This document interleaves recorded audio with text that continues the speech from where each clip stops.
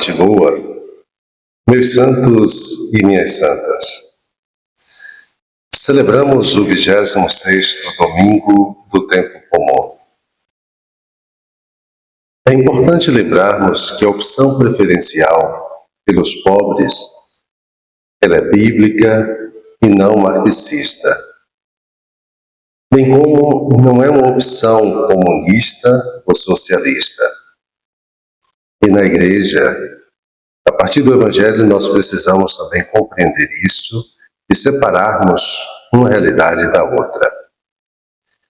A Eucaristia é a festa, ou seja, mas também é uma festa da justiça, do amor, da partilha, do compromisso com os pobres e excluídos. É fração do pão, partilha entre irmãos, banquete da verdadeira vida em Deus. O que fazemos agora tem também repercussão no futuro. Nosso comportamento na terra será também julgado no céu.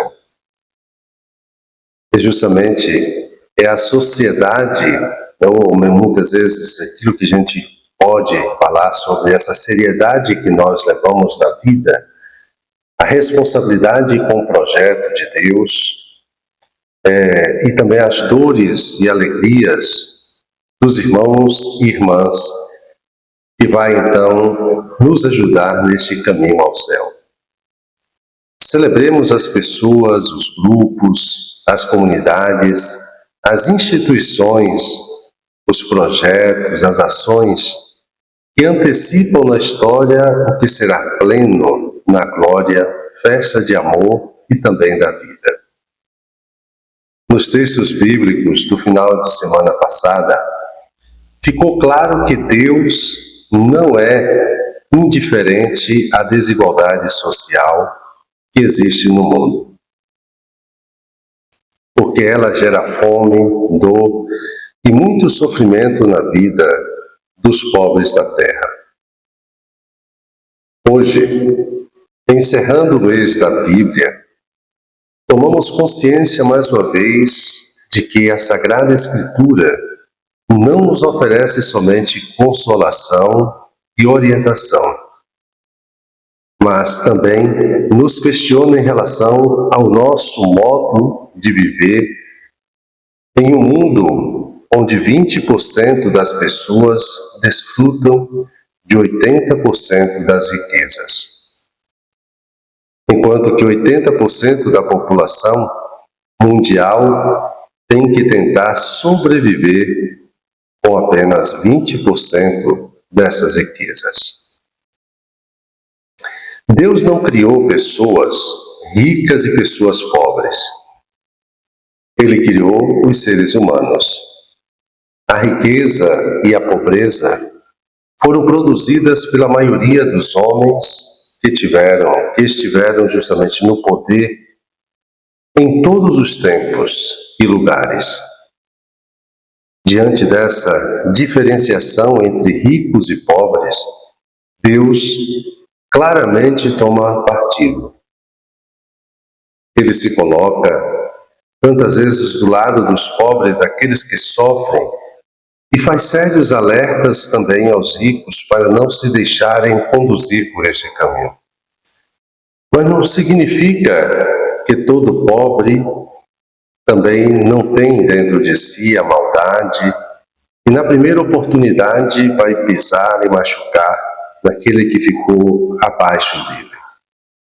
Como também nós temos tantas pessoas que até têm a riqueza, mas que têm um espírito de pobreza como aquilo que o próprio Jesus nos diz. E é essa realidade que nós também precisamos destacar aqui. Mas por que são indiferentes, muitas vezes, esses ricos aos pobres? O texto do profeta Amós deixa isso evidente. Ai dos que vivem despreocupadamente, que dormem em camas de marfim, deitam-se em almofadas comendo cordeiros do rebanho e novilhos do seu gado. Os que bebem vinhos em taças e que se perfumam com os mais finos perfumes e não se preocupam com a ruína dos pobres. Eles irão para o desterro. O bando dos gozadores será desfeito. Essa é uma citação livre do texto de Amós, no capítulo 6. A expressão bíblica ai diz respeito a um elenco fúnebre, ou a um lamento fúnebre, perdão. Pessoas que ostentam sua riqueza e seu alto poder de consumo, que pagam valores absurdos em produtos de marcas só para mostrarem aos outros que elas podem comprá-los e que ao mesmo tempo se mantêm o mais distante possível dos pobres e de todos os que sofrem. Irão para o desterro, como nos fala o profeta Amós. Ou seja, serão arrancados da sua terra e levados escravos para uma terra estrangeira. Deles resultam da exploração justamente este duro julgamento sobre os ricos egoístas. Tem uma razão. É o luxo e o esbanjamento que deles resultam justamente da exploração dos pobres e também dos roubos cometidos contra os fracos. Para o nosso Deus, ninguém tem o direito de viver em vida cômoda e confortável, sem se preocupar com a miséria e o sofrimento que afligem os seus irmãos. Resumindo, Deus nunca estará do lado daqueles que não se importam com o sofrimento dos seus irmãos e irmãs. Vejamos agora como Jesus se posiciona diante da desigualdade social de seu tempo. A conhecida parábola do rico sem nome e do Lázaro, do pobre Lázaro, nome que significa Deus ajuda, é dirigida especificamente aos fariseus, homens religiosos, amigos do dinheiro. Pessoas religiosas, amigas do dinheiro, são uma contradição, pois tanto o pai quanto o filho são amigos dos pobres, daqueles que os amigos do dinheiro exploram e mantêm subjugados a uma vida de privação e de sofrimento. Jesus descreve a imagem da desigualdade social. Um rico que se vestia de púrpuras e linho puro, vestes muito caras, e que se banqueteava esplendidamente todos os dias. E o pobre Lázaro, que se vestia de feridas, cujo banquete eram os pedaços de pão que, segundo o costume, se utilizavam para limpar as mãos e que em seguida eram atirados para debaixo da mesa para serem comidos pelos cães da família. Ignorado pelo rico, Lázaro recebia a atenção dos cães que vinham lamber-lhe as feridas.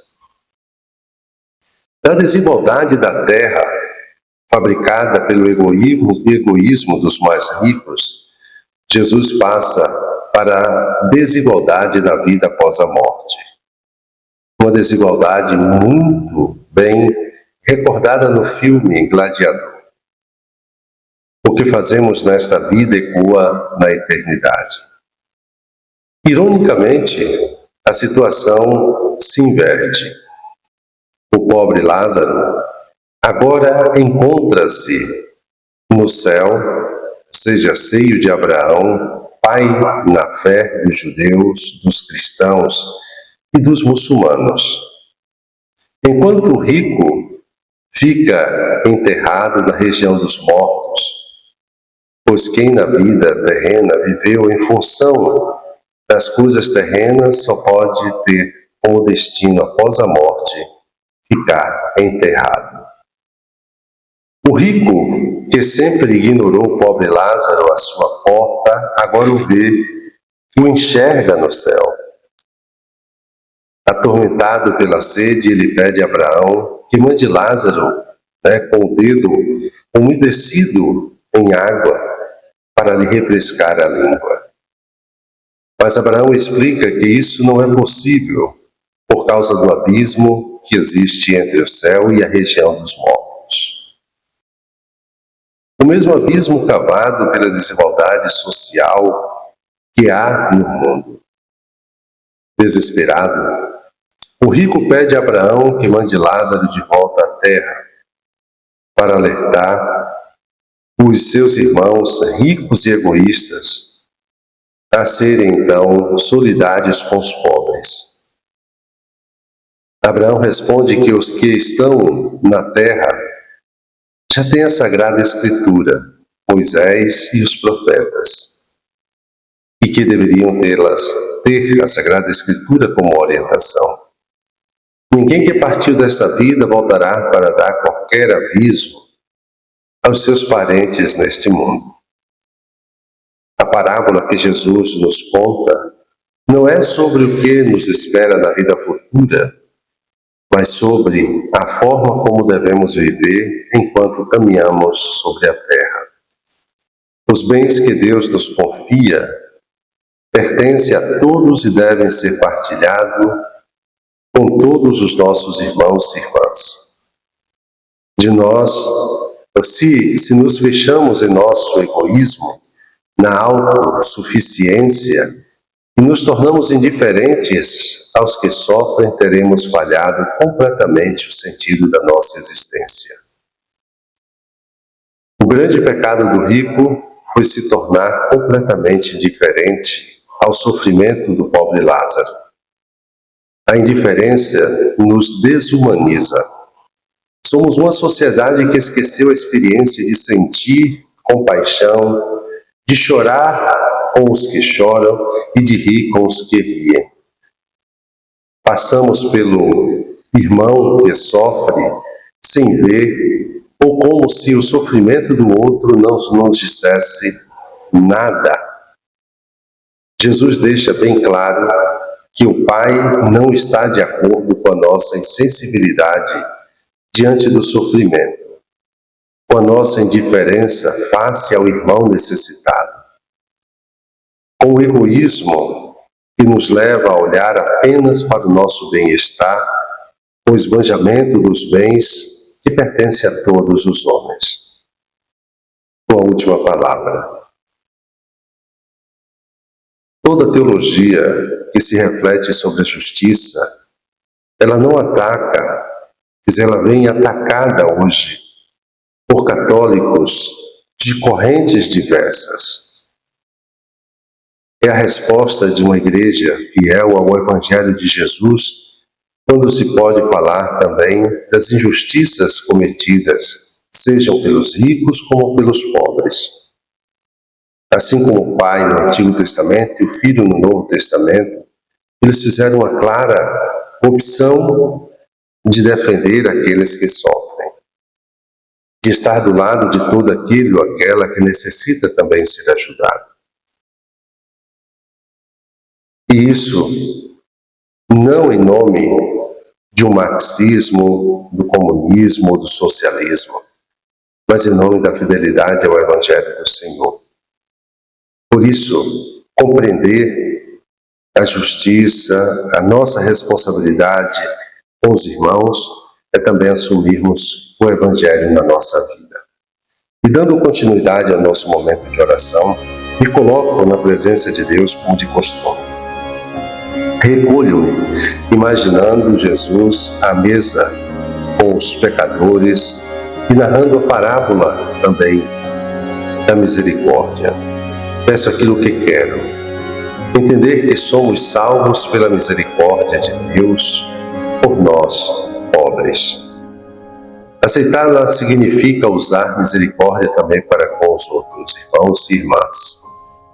E buscando tirar proveito, medito atentamente a parábola, identificando-me, ora com o rico, que contempla o pobre Lázaro e ora também com o pobre Lázaro, que já se encontra no seio de Abraão.